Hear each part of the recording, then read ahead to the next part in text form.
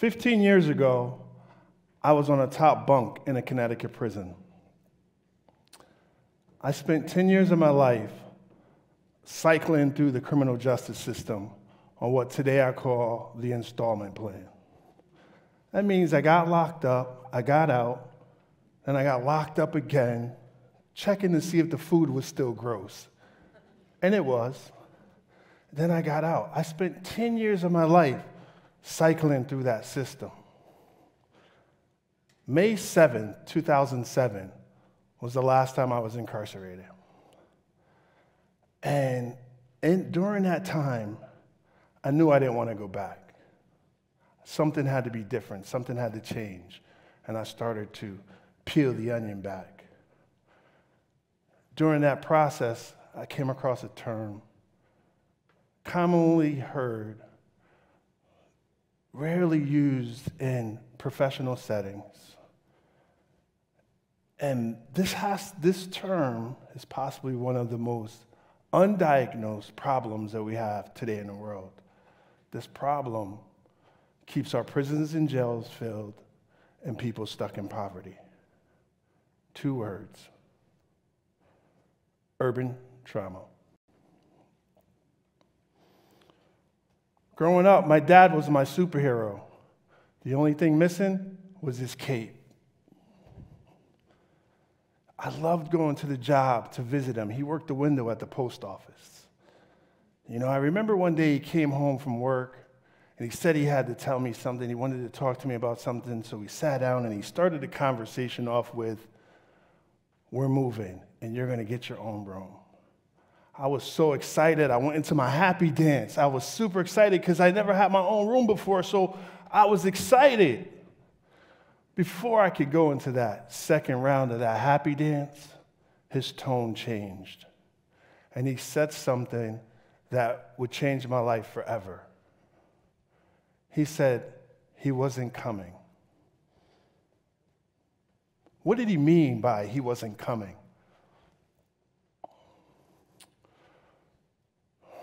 I was confused. At that time, I felt abandoned and powerless. And before he walked out the door, he said, "You are the man of the house."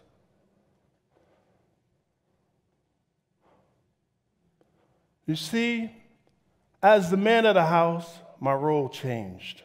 I was now responsible for taking the garbage out, making sure the gas was off, and making sure the doors were locked, and that my little brother got picked up and dropped off at Miss Alexander's house.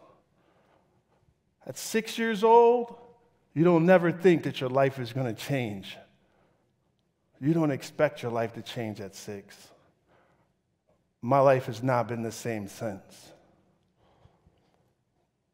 Now, I'm a dad.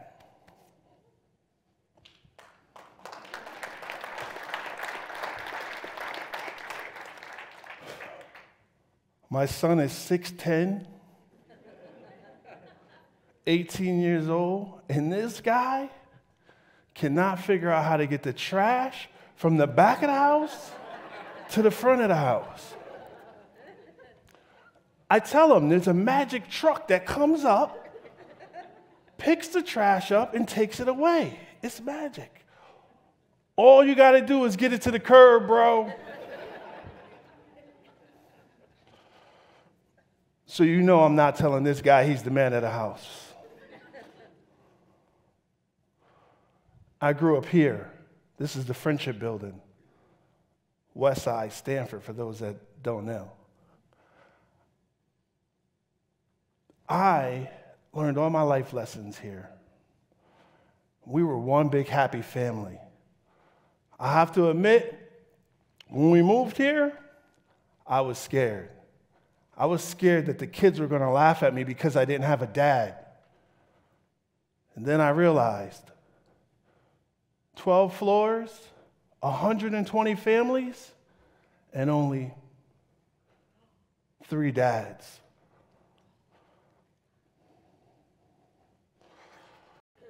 Imagine your mother always reminding you not to tell anyone that you were home alone. You see, my dad had already left, So there was no way I was going to risk losing my mother because she couldn't afford a sitter.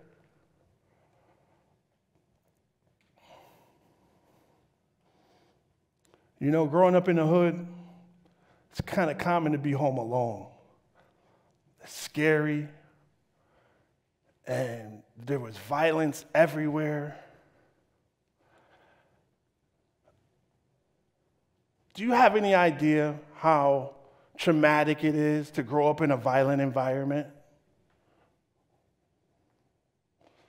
As a child, all the arguments that I witnessed usually ended in violence because that seemed to be the way things were solved.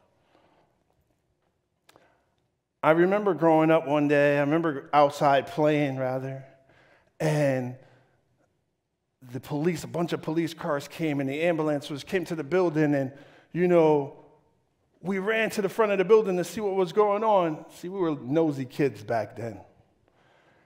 And we would run from floor to floor, going to see what was going on, to see what the commotion at. We would be looking out on each floor. And then I remember when we got to the 12th floor, I'll never forget what I saw. I saw a bloody handprint on the wall because the twins' father had shot their mom. And you know what? They never washed the blood off the wall. I was 9 years old when that blood was on the wall. And I still remember it today. That's urban trauma.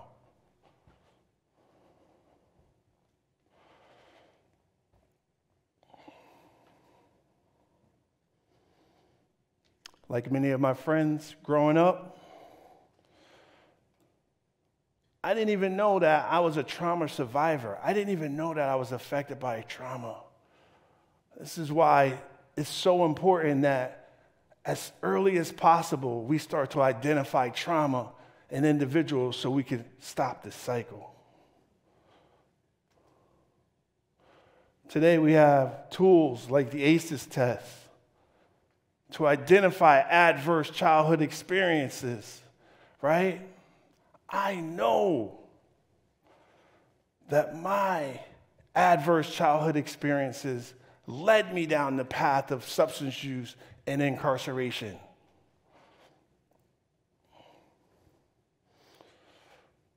My earliest traumatic experiences opened the door for my disruptive neurodevelopment that made me seek the attention of a class clown.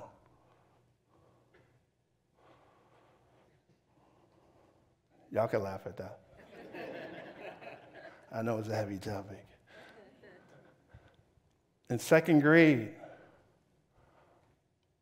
I sought this attention to take the power away from the teacher in the front of the room. I know I got some class clowns in here.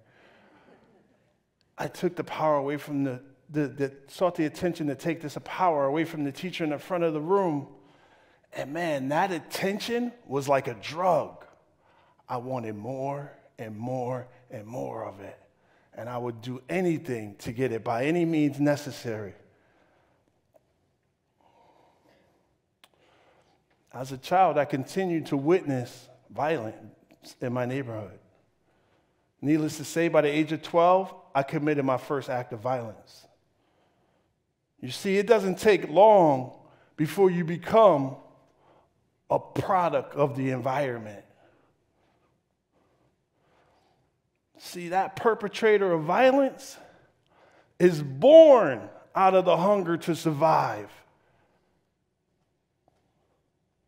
But that desperation to survive eventually comes with problems with the law. And it's only a matter of time before that cell door closes. What do you see here? I'll wait. See convicts, you see criminals, you see drug dealers. You know what I see? I see fathers, I see sons, I see uncles. I see broken dreams. I see lost men. I walked that yard. I remember what it was like to be on that side of the fence and wondering what it was going to be like on this side.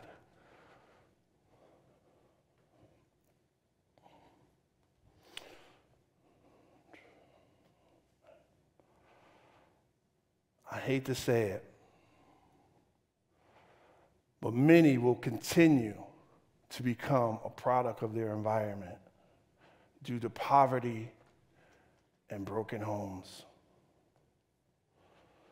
My son looks up to NBA players and rappers.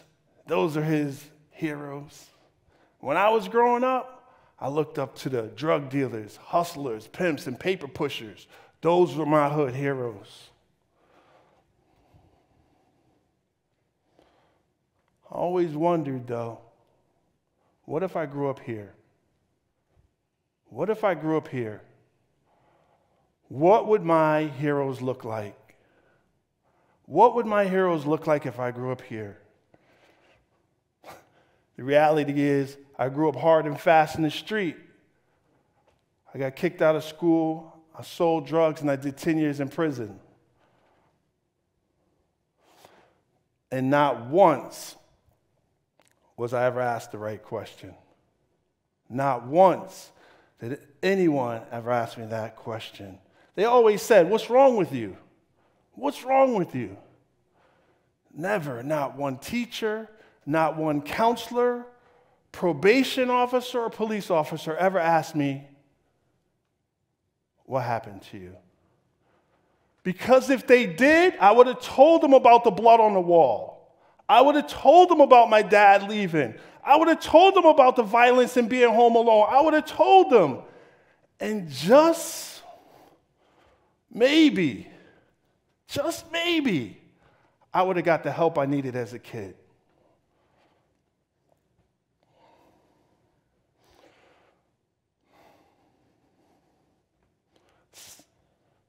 I want you to remember something.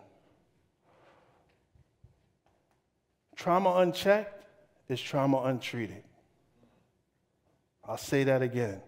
Trauma unchecked is trauma untreated. This is not just my moment on the big stage. This is the beginning of the movement to end urban trauma, the cycle of urban trauma for generations to come. That's what I want. That's why I'm here.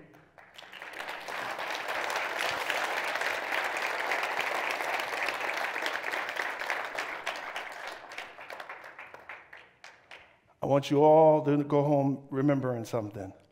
95% of the people that are incarcerated today are coming home. We're not responsible for how they got there, but we should care how they come home. And it all starts with us.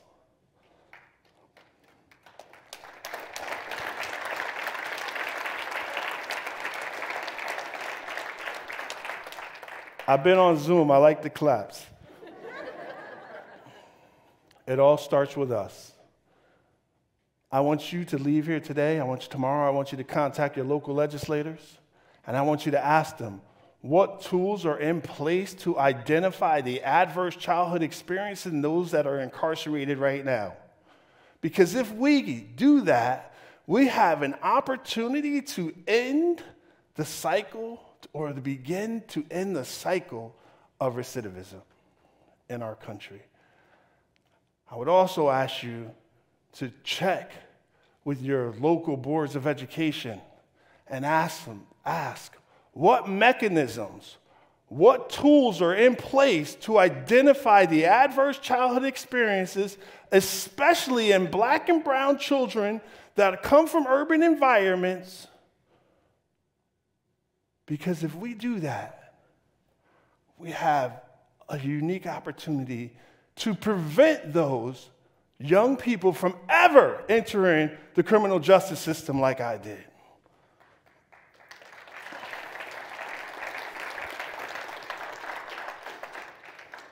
Last but not least, trauma unchecked is Trauma Untreated. Thank you.